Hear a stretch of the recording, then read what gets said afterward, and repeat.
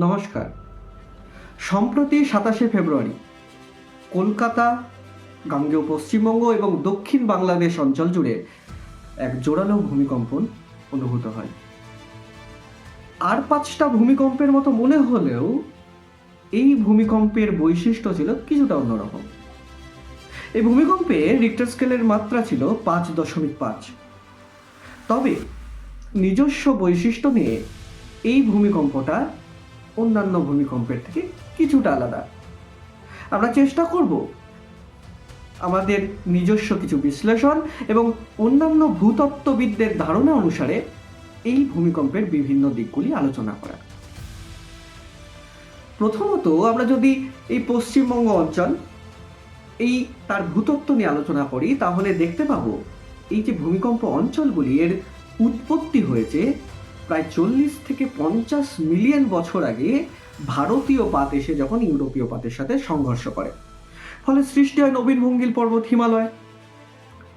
এই হিমালয় পর্বত অঞ্চল যেহেতু এখনো গঠিত হচ্ছে, পাতের যেহেতু এখনো মুভমেন্ট রয়েছে, তার জন্য এই গোটা হিমালয় অঞ্চল কিন্তু নিজে একটা বিরাট ভূমিকম্প অঞ্চল। এবং হিমালয় অঞ্চল এবং হিমালয়ের পাদদেশ অঞ্চলে রয়েছে পশ্চিমবঙ্গ, তার জন্য পশ্চিমবঙ্গের উত্তরের অঞ্চল এর প্রভাবযুক্ত।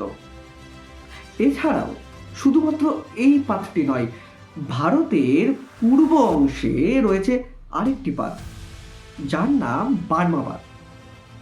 বার্মা পাত পশ্চিম দিকে কিছুটা প্রসারিত এবং ভারতীয় পাতের পূর্ব দিক যা কিছুটা পূর্ব দিকে প্রসারিত হচ্ছে। এর ফলে এদের মাঝে গড়ে উঠেছে এক সংঘর্ষ অঞ্চল, যে অঞ্চলকে আমরা সাবডাকশন অঞ্চল বলে জানি। এই সাবডাকশন অঞ্চল জুড়ে অনেক কটা ফল্ট তৈরি হয়েছে, যেমন Arakan fault, Moutlung fault, Sylhet fault প্রভৃতি।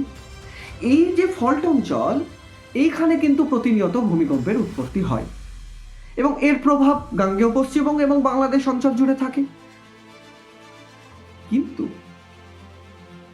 এই যে ভূমিকম্প যেটি কিছুদিন আগে অর্থাৎ ২৭শে ফেব্রুয়ারি অনুভূত হয়, তার উপকেন্দ্র এমন কোনো ফল্ট অঞ্চল জুড়ে হয়নি।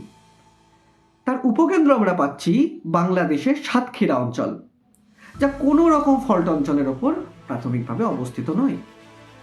এর কাছাকাছি যে ভূতাত্ত্বিক গঠনটি রয়েছে তা হলো ইওসিন যুগের একটি হিঞ্জ অঞ্চল, যেটিও এই অঞ্চল থেকে কিছুটা দূরে অবস্থিত। তবে এই ভূমিকম্পের কারণ কি? এই ভূমিকম্পের কারণগুলিকে আমরা যদি ভাগ করতে চাই বা বিশ্লেষণ করতে চাই, আমরা কয়েকটা দিক পাব। প্রথম কারণ হিসাবে আমরা অ্যাম্প্লিফিকেশনের কথা বলতে পারি। অ্যাম্প্লিফিকেশন বিষয়টা কি? যেহেতু এই সাতক্ষীরা অঞ্চলটি দক্ষিণ বাংলাদেশে অবস্থিত, তাই একটা বদ্বীপ অঞ্চল এবং যা কিছুদিন আগে তৈরি হয়েছে এমন একটা বদ্বীপ অঞ্চল। এখানের মাটি নরম এবং নরম মাটি যদি প্রসারিত হতে থাকে, তাহলে সেখানে কম্পন সৃষ্টি হতে পারে। এই কম্পন এই ভূমিকম্পকে ঘটাতে পারে। দ্বিতীয় কারণ হিসাবে আমরা বলতে পারি কোনো লুকোনো ফল্ট।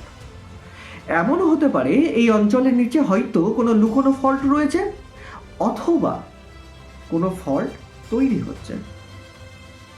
তৃতীয় কারণ হিসাবে আমরা রাখতে পারি পাতের চলনকে।